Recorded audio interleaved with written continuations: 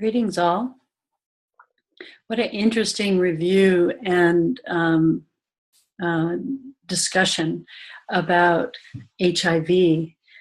This is critical information for social workers, and I'm so glad that you had the opportunity to delve into it.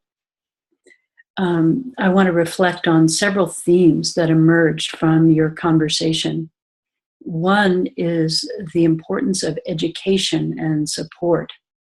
As Nicole points out, stigma and misconceptions increase the health risks.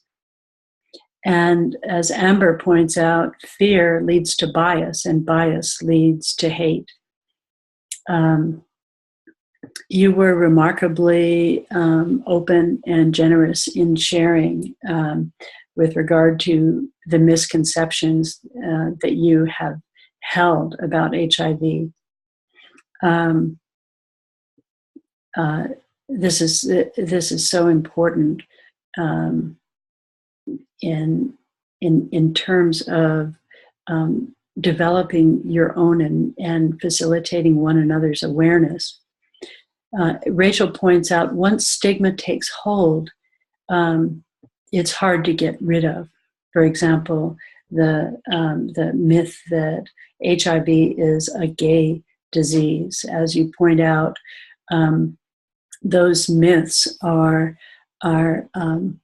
still repeated, even though they have been debunked many years ago. And that's an important aspect of stigma to understand, that the educational process is indeed a process, not an event. It's ongoing repetition to correct misinformation.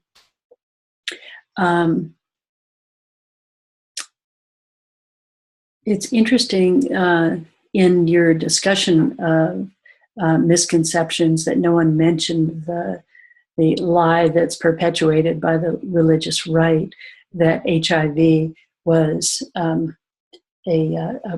punishment for being gay.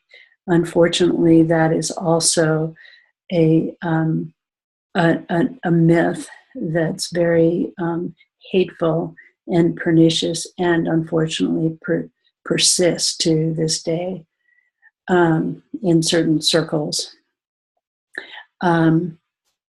You made the important observation that lower risk is still risk. For example, in transmission between females and a variety of other situations that are perceived to be low risk.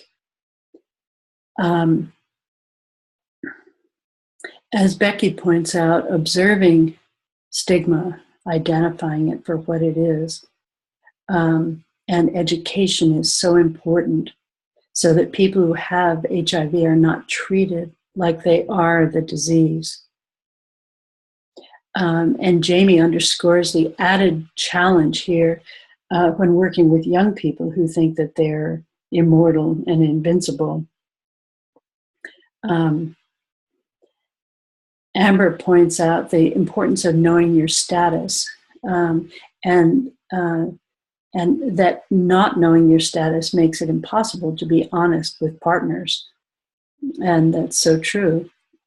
If we're not honest with ourselves, it's impossible to be honest with one another.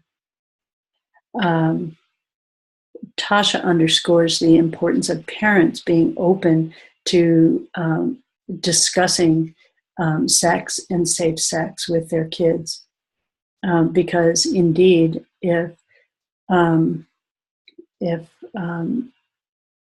those lines of communication are not open, kids are more at risk of filling in the gaps with their imagination.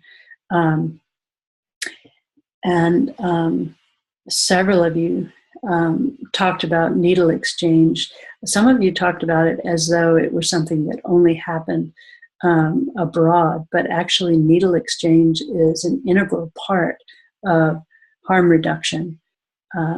and it is very commonly employed as a part of harm reduction in this country.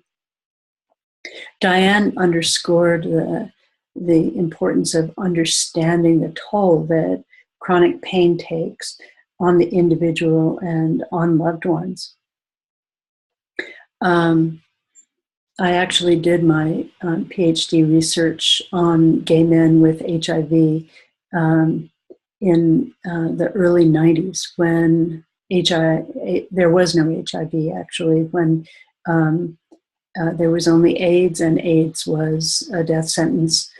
And I interviewed 60 men who were HIV positive, and I experienced several of the things that you have discussed this week. One is the bias about transmission, and I met with people in the hospital who were very much treated as though their virus could be transmitted in any number of ways. I experienced meeting with people in hospital rooms and having nurses and other staff come in full surgical attire with masks, etc., and treating people as though they were dangerous rather than as individuals. One thing I wanted to share with you that I found back at that time is that it turned out that gay men with HIV are very similar to anyone else with chronic illness in terms of their perceptions of social support. And that finding ran counter to the prevailing professional myths at the time. For example, one article by a psychiatrist said, quote, "Gay men with AIDS will experience an inevitable downhill course physically, socially, and psychologically." And that sort of deficit-based perspective was very prevalent at that time. And so it's good news that the professional perspective and also the social perspective with regard to HIV has changed so dramatically, and I had the opportunity to observe this change. You had a very interesting conversation here, and this information is such a valuable part of your professional knowledge base, and I appreciate everyone's contributions.